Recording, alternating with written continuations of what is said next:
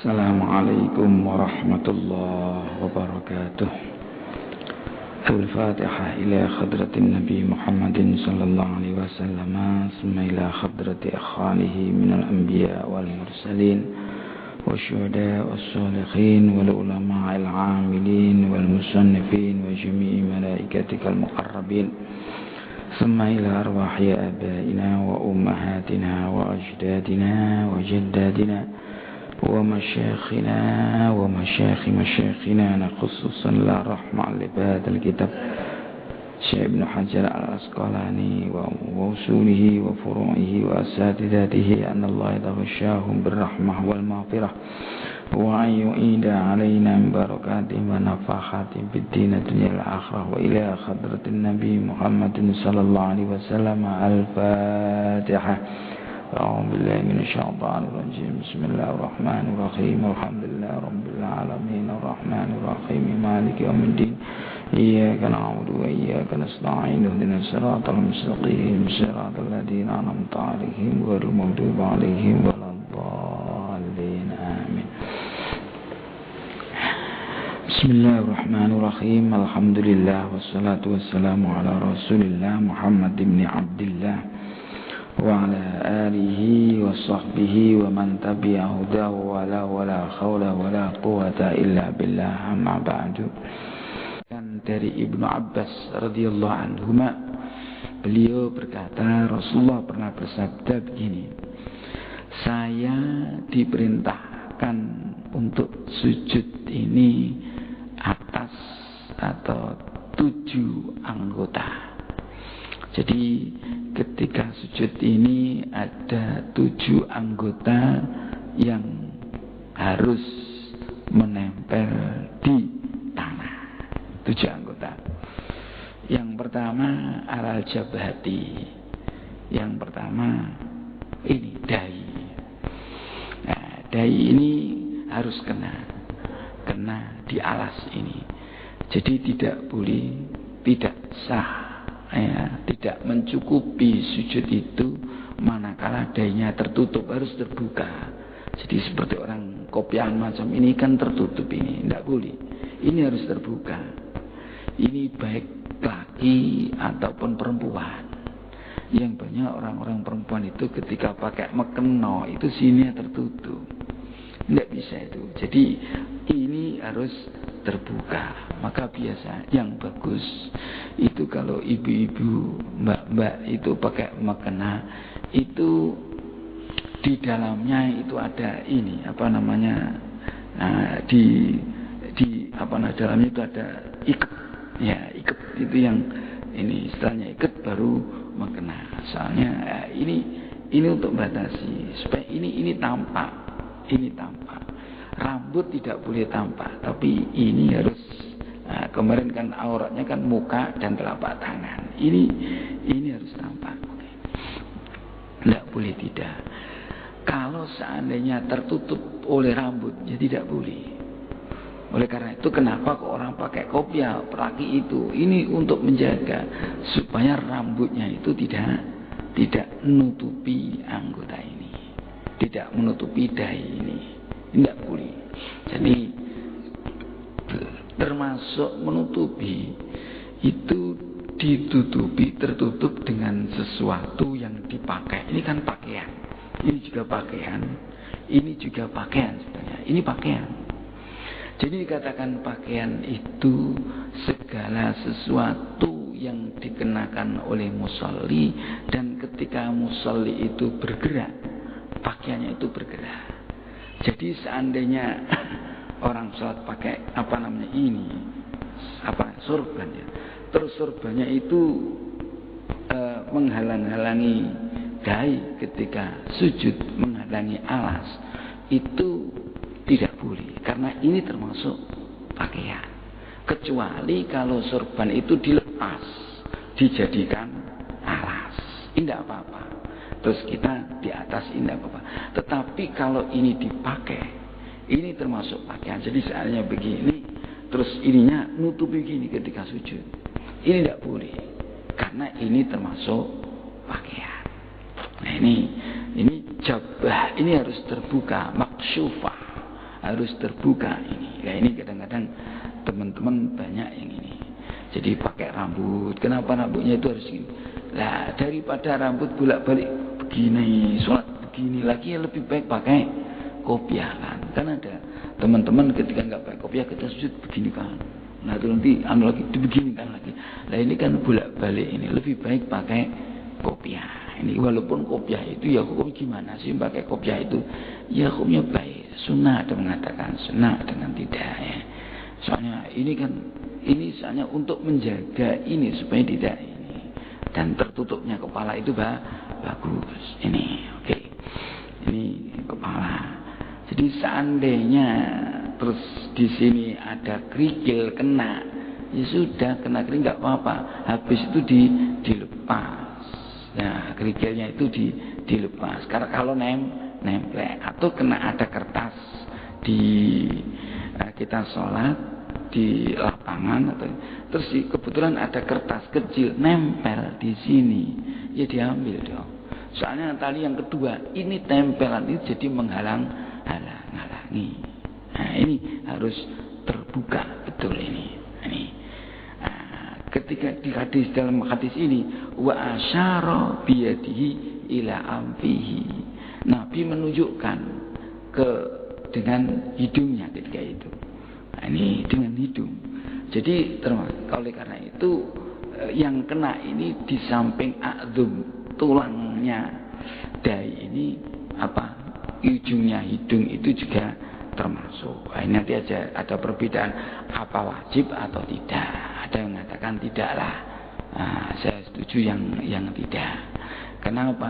Kalau orang Arab memiliki kan hidungnya panjang. Nah, hidungnya panjang. Jadi kalau dainya itu kena, pasti hidungnya kena. Tetapi kalau orang Indonesia hidungnya pesek. Nah, ini hidungnya itu kan kecil.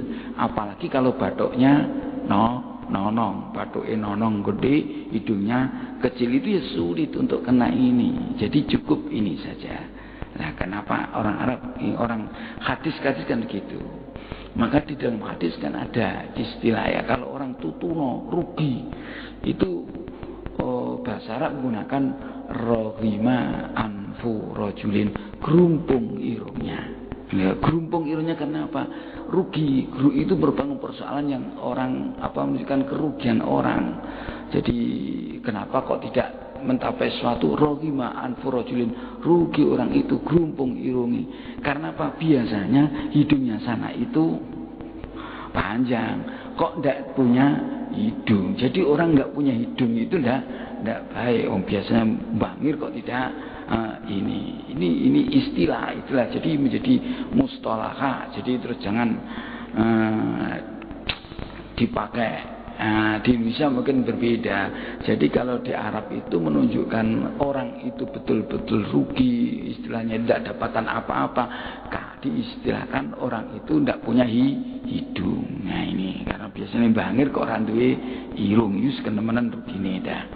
Ini satu. Yang kedua wal yadaini, dan kedua tangan. Tangannya ini. Nah ini nanti di dalam ada mungkin hadis selanjutnya. Dan tangannya begini, jangan sampai seperti dekemnya binatang buas begini. Nah, ininya tidak kena. Jadi ininya yang kena, epek-epeknya ininya diangkat, mirfaknya itu diangkat. Ini yang kena, bukan tidak begini. Soalnya ada kadang orang sujud itu begini. Jadi dekem seperti binatang ini, tidak betul. Jadi ini nanti di hadis berikutnya nanti ada. Kemudian waruk bata ini, kedua lututnya kena, kedua lutut kena. Kemudian wa atrafal qadamaini, dan ujung-ujung jari kaki yang biasanya tidak kena orang itu. Jadi ujungnya jari kaki itu nempel, terus kena alas. Nah, malah kalau dalam kitab itu dipancat, kira-kira bisa menghadap ke kiblat begini. Kalau tidak ya pokoknya itu pancat, jangan sampai diangkat. Ini banyak kita jumpai teman-teman orang-orang yang sholat ketika sujud itu kakinya diangkat, ujung jari itu tidak sah. Ya, tidak cukup. Kalau itu tidak cukup, sujudnya tidak sah. Kalau sujudnya tidak sah, konsekuensinya sholatnya tidak sah. Nah, ini harus begitu.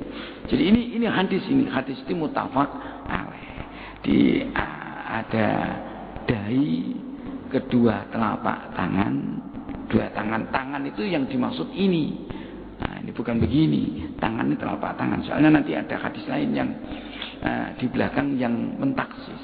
Ini telapak tangan ini. Jadi nggak boleh begini. Ada orang ini bukan telapak tangan. Waduh yang begini. Atau begini. Ini bukan telapak tangan. Telapak tangan itu kalau kedua tangan itu ditempelkan, yang tidak kelihatan itulah telapak tangan. Nah ini soalnya ada orang sholat begini. Yang ditempelkan ke tanah itu ujung-ujung jarinya. Tidak boleh. Atau ditekuk seperti orang silat. Nah gini kayak ininya. Jadi tekuk begini. Ini juga tidak boleh. Maksudnya tidak cukup sujudnya. Nah, sah. Kalau cukupnya tidak sah ya. Nah, di sini dijelaskan, saya bacakan. Lamma kanal maksud minas sujud alal jabah at-tazallul wal khudu' lil malikil ma'bud wala yaqumul anfu maqamaha fi dzalika ta'ayyan sujud alaiha.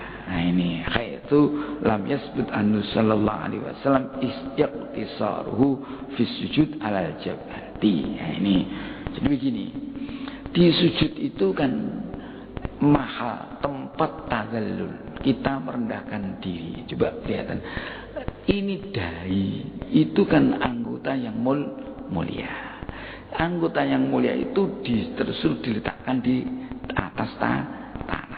Bahkan dalam satu buku sudah mengatakan sujud itu kepala itu kan anggota yang tertinggi.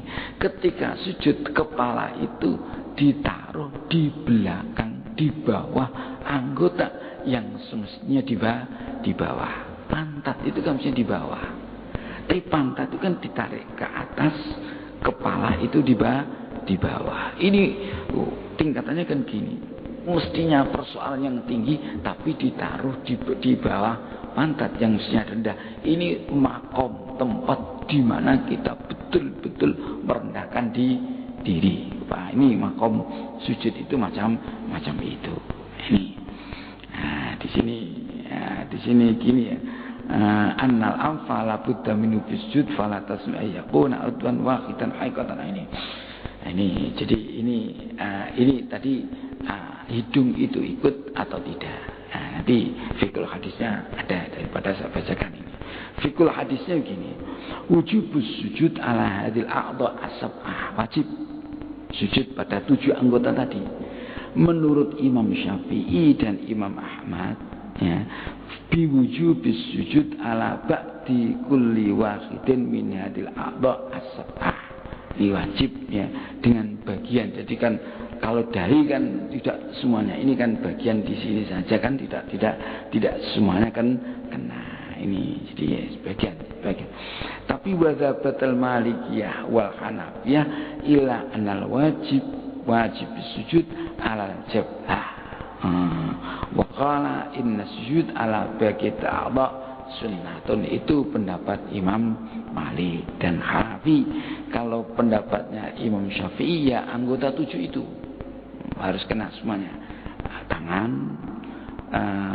dahi, lutut dan atrofil asabi kan 7.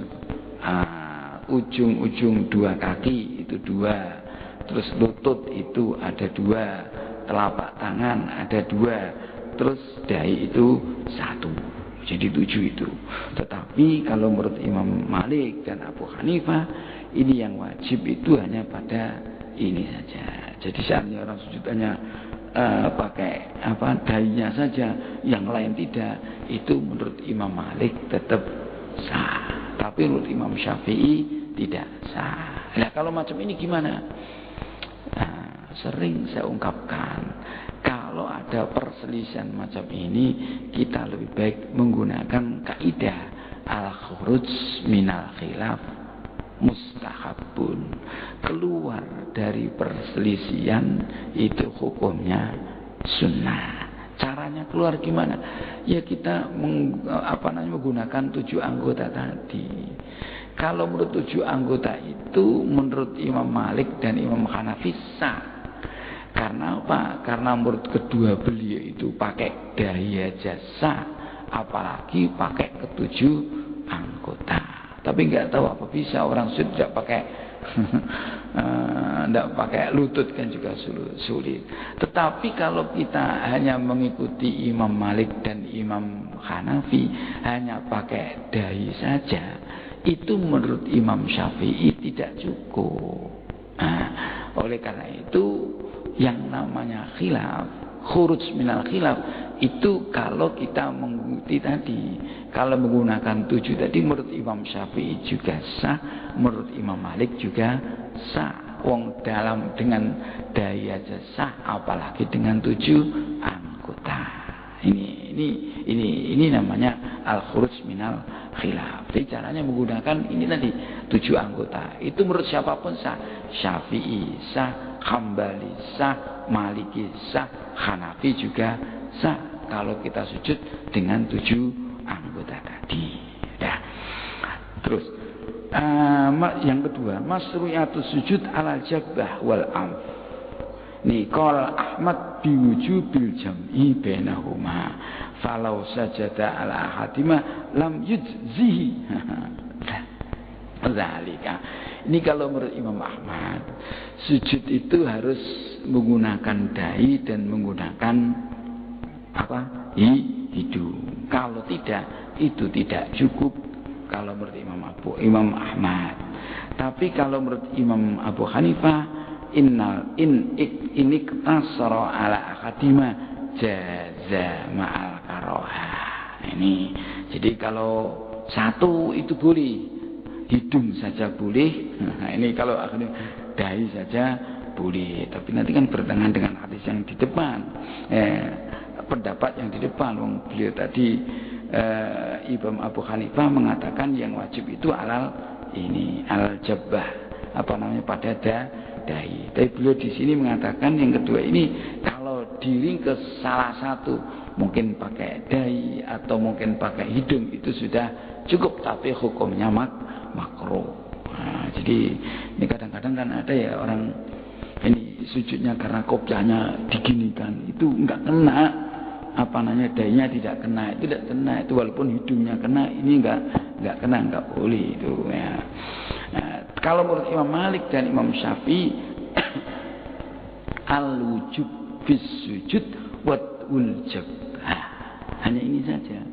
Amma sujud al-amfi fahuwa sunnatun, ini hukumnya sunnah. Kalau sampai hidungnya kena, itu hukumnya sunnah. Tapi kalau dahi, itu hukumnya wajib.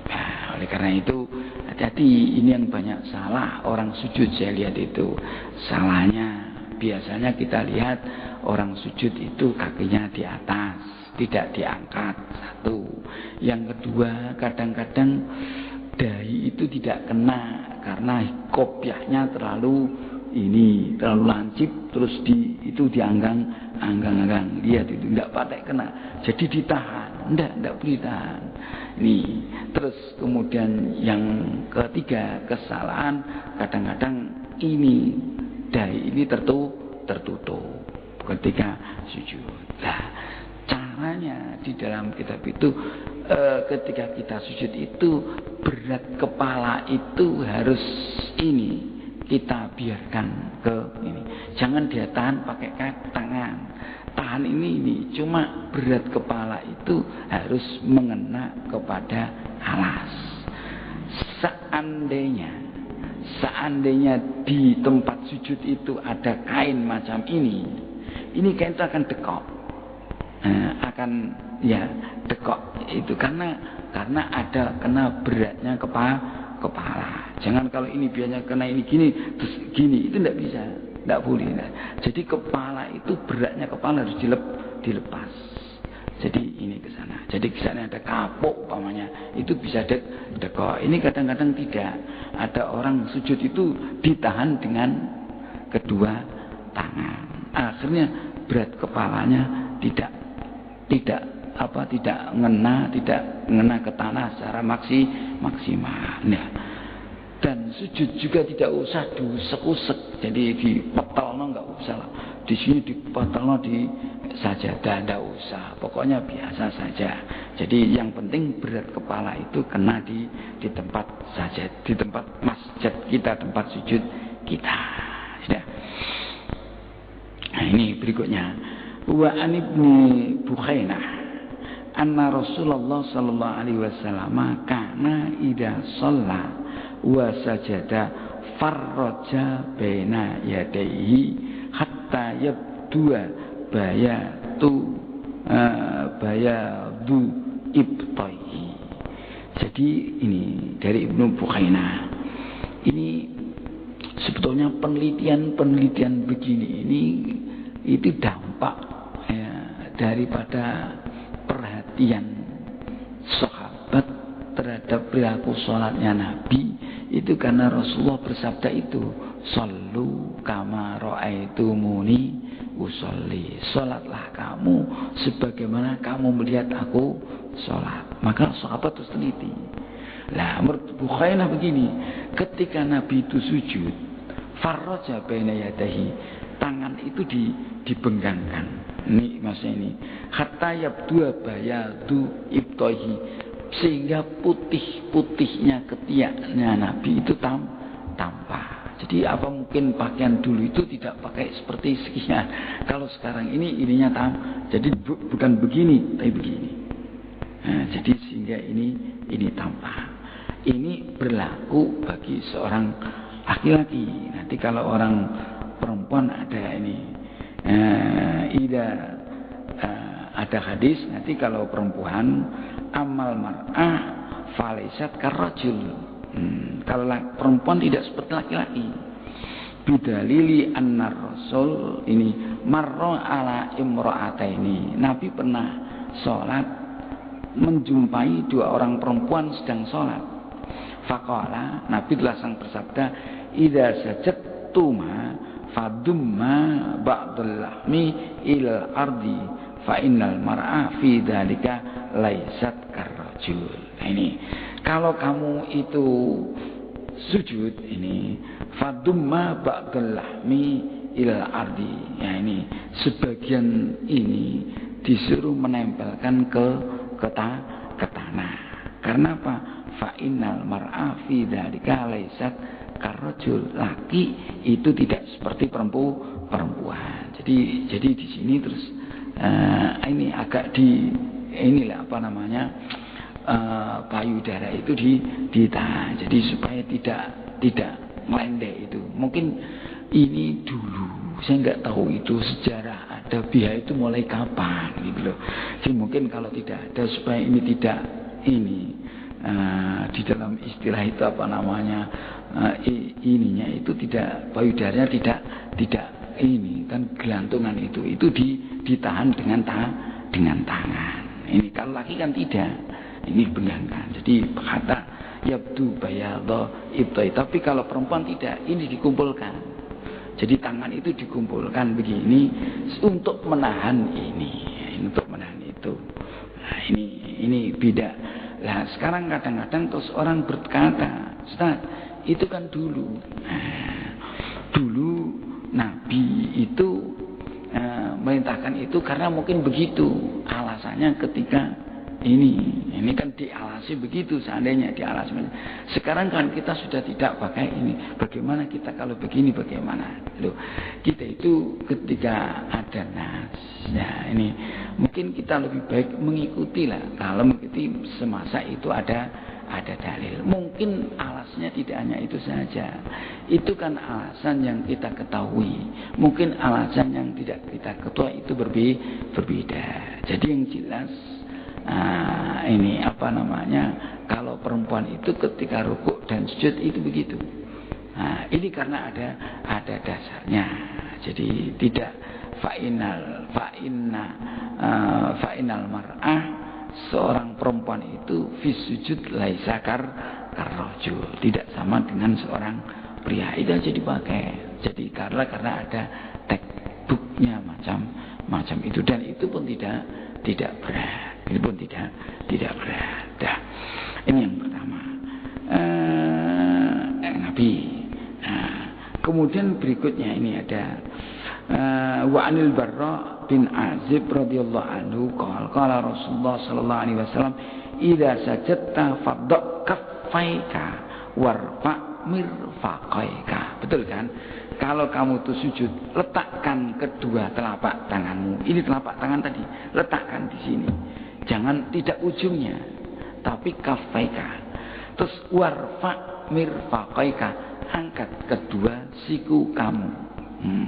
Jadi sikunya diangkat, bukan sikunya ditaruh di atas tanah ini. Ini keliru. Jadi harus kalau itu laki-laki macam ini, kalau perempuan macam ini.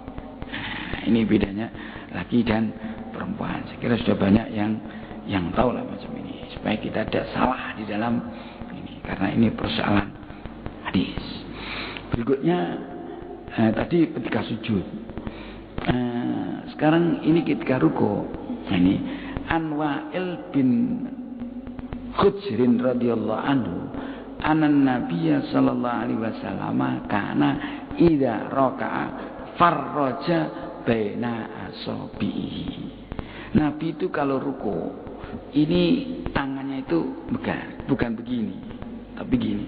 Dan biasanya tangan itu megang pada lutut.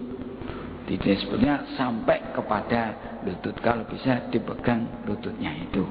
Nah, kalau bisa nyampe ya pegang. Kalau tidak bisa pokoknya sampai lutut lah. Ini kalau ketika kita pegang lututnya nanti biasanya punggung itu lurus sama kepalanya juga lurus. Jadi kepalanya tidak boleh diluk, tidak boleh, sudah pernah kan itu, tidak boleh ndangan. Jadi ini si kepalanya itu lurus begini, tidak boleh begini, tidak boleh begini. Jadi lurus. Jadi kasaffatin wahid, sebagaimana papan yang kesaatnya dibagi papan yang satu itu lurus. Ini kalau kita pas rukuk, dan tangan itu kalau bisa mengena kepada siku, kepada dua dibenggang. Nah bedanya wa idza sajadtum wa idza sajada dhamma asabi'ahu. Tapi ketika Nabi itu sujud, ini dikumpulkan. Jadi kalau sujud itu tangannya ini tidak begar begini, tapi ngumpul macam ini, menghadap ke barat. Tetapi ketika ruku, tangannya bukan begini, tapi begar, karena ini megang kepada lutut. Jadi kalau ruku farroja, dibenggangno jari-jari ini, benggang kena kepada ini. Tapi ketika sujud itu rapat, jangan sujudnya begini, dirapatkan menghadap ke barat. Ini cara kita sujud. Nah, ini benar, ini hadisnya ada. Nah, berikutnya ini hanya ini Ana Aisyah radhiyallahu anha qalat ra'aitu Rasulullah sallallahu alaihi wasallam yusalli mutarabbi'an. Nah, ini mutarabbi' iku sila. Ini begini ya. Sudah saya bacakan. Jadi Nabi itu memang pernah sholat silo. Nih, coba saya bacakan biar kita jelas penjelasannya. Al-qiyam fi sholatil fardi ruknun lil qadir alaihi. Orang berdiri ya pada sholat yang wajib itu hukumnya wajib. Karena itu termasuk rukun bagi orang yang mampu untuk berdiri.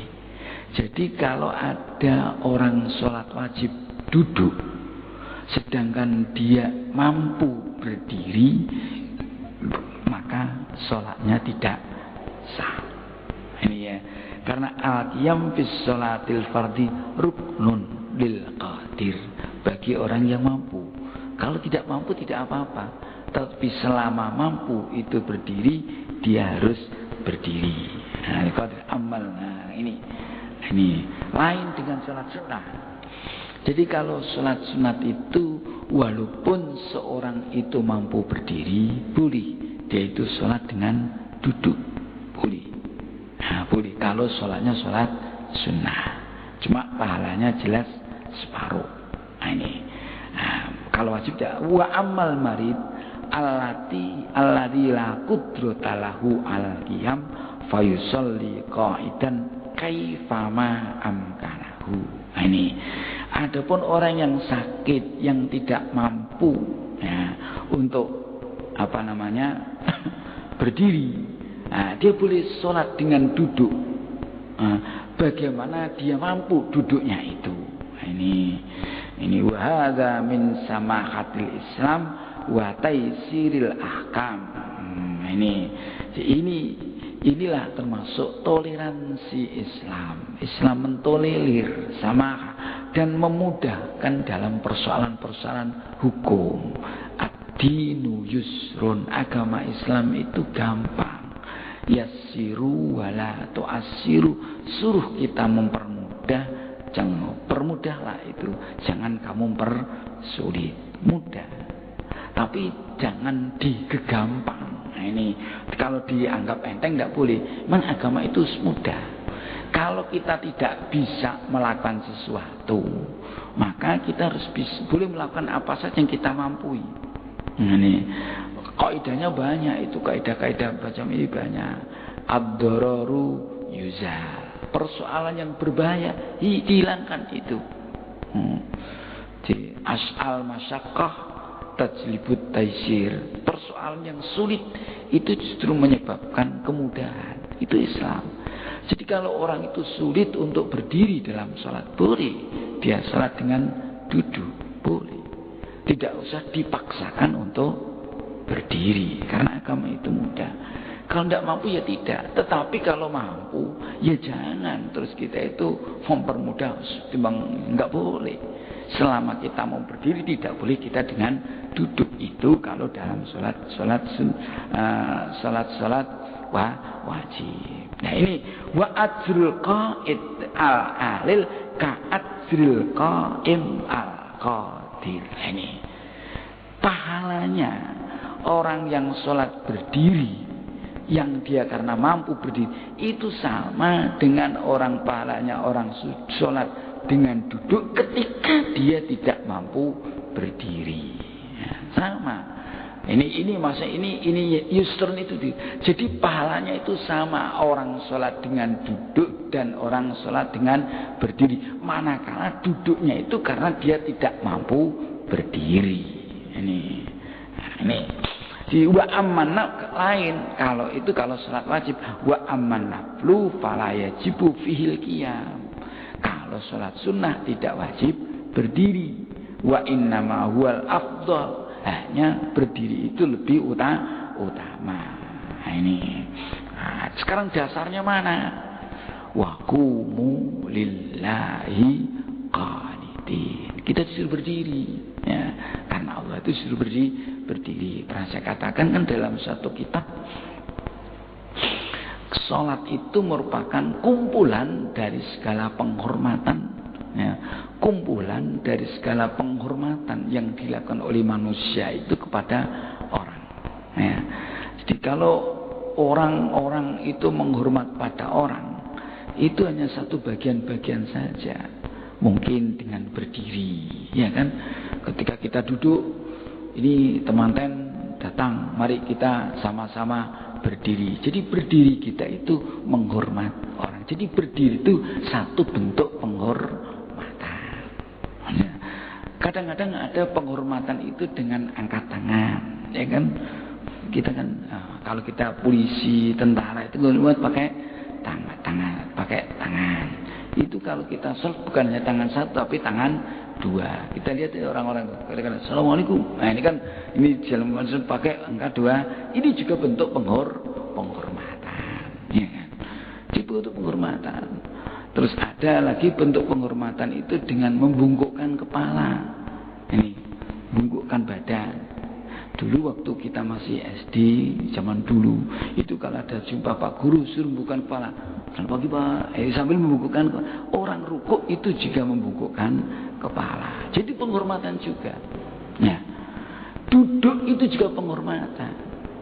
Coba ketika ada suatu majelis, terus di situ ada orang top duduk, kita berdiri, akan duduk. Nah, duduk kita itu juga penghormatan. Sujud itu lebih kalau sujud penghormatan. Kalau meletakkan anggota yang utama di bawah anggota yang mestinya di atas, ditaruh di bawah anggota yang mestinya di bawah.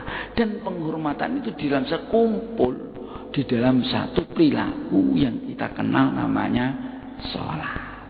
Kalau yang lain kan tidak, sepotong-sepotong, angkat tangan toh, duduk toh, tidak akan berdiri dengan enggak.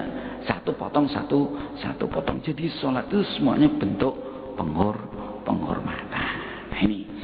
Nah di sini kenapa Nabi itu kok mutarabbian yang dilihat oleh Aisyah? Ini sebetulnya yang dikatakan tarabuk itu apa? Mutarabbian itu silo.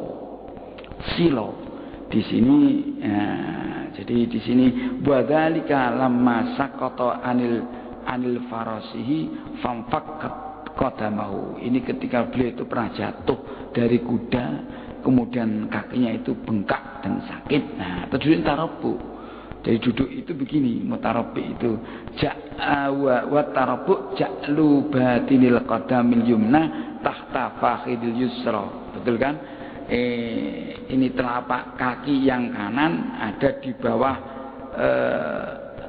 paha kaki yang kiri. Terus telapak kanan yang kiri ada di bawah paha yang kanan. Itu kan silo begini nih. Ya itu Nabi pernah. Itu ya ketika karena Nabi pas itu tidak mampu untuk ini. Ya, ini boleh tarabu. Cuma yang bagus ya ini kalau duduknya duduk seperti ini, orang duduk seperti begini, seperti orang duduknya tahiyat awal.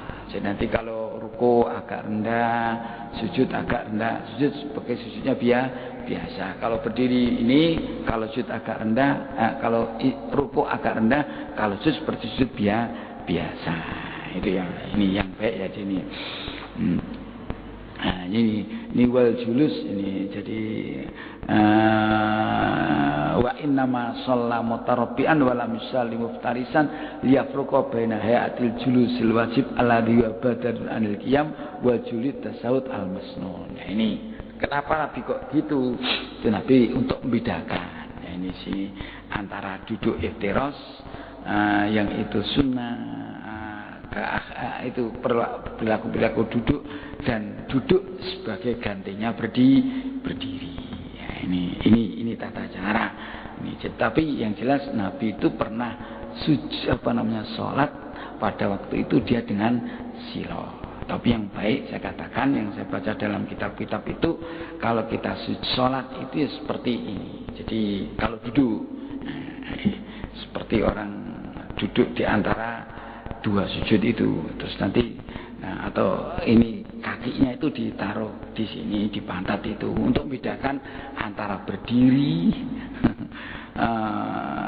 dan duduk iftiras dan duduk tawarruk. Jadi ada bedanya. Jadi kalau duduk itu mungkin kakinya terus di sini ya biasa di bawah, tapi terus pas duduk iftiras ditaruh di sini kalau tawarruk. Jadi biar ada bedanya kapan gantinya berdiri, kapan gantinya duduk, kapan itu duduk iftiras dan kapan itu duduk tawarruk. Yang jelas sholat itu tadi boleh ya, kita kalau tidak mau berdiri boleh dengan ini. Wa Ibnu Abbas radhiyallahu anhu wallahu alam bissawab. Ini besok masih sholat juga masih banyak ini. Nah mudah-mudahan lah kita bisa melakukan ya kalau memang ada sesuatu yang kepada kita. Nah, ini kalau tidak bisa begitu ya semampu kita. Yang jelas jadi yang perlu kita garis bawahi selama orang itu mau berdiri tidak boleh sholat dengan duduk. Ini selama dia mampu berdiri, dia tidak boleh sholat dengan duduk. Kalau sudah tidak mampu berdiri, baru boleh dengan duduk. Dan itu pahalanya sama dengan orang yang berdiri. Kalau memang duduknya karena dia tidak mampu. Wallahu a'lam bishawab. A'udzu billahi minasyaitonir rajim. Bismillahirrahmanirrahim. Alhamdulillahirabbil alamin. Hamdan yuwafi ni'amahu wa yukafi mazidah. Ya Rabbana lakal hamdu kama yanbaghi li jalali wajhikal karim wa 'azimi sultanik. Allahumma anfa'na ma 'allamtana wa 'allimna ma yanfa'una. Allahumma arzuqna fahman nabiyyin wa hifdzal mursalin wa ilhama malaikatikal muqarrabin. Allahumma arzuqna wa auladana wa talamidana wa dhurriyyatina uluman nafi'ah wa amalan mutaqabbalah wa rizqan halalan tayyiban barakan fid din dunya al-akhirah. Sallallahu ala sayyidina maulana Muhammad walhamdulillahi rabbil alamin. Tsumma assalamu alaikum warahmatullahi wabarakatuh.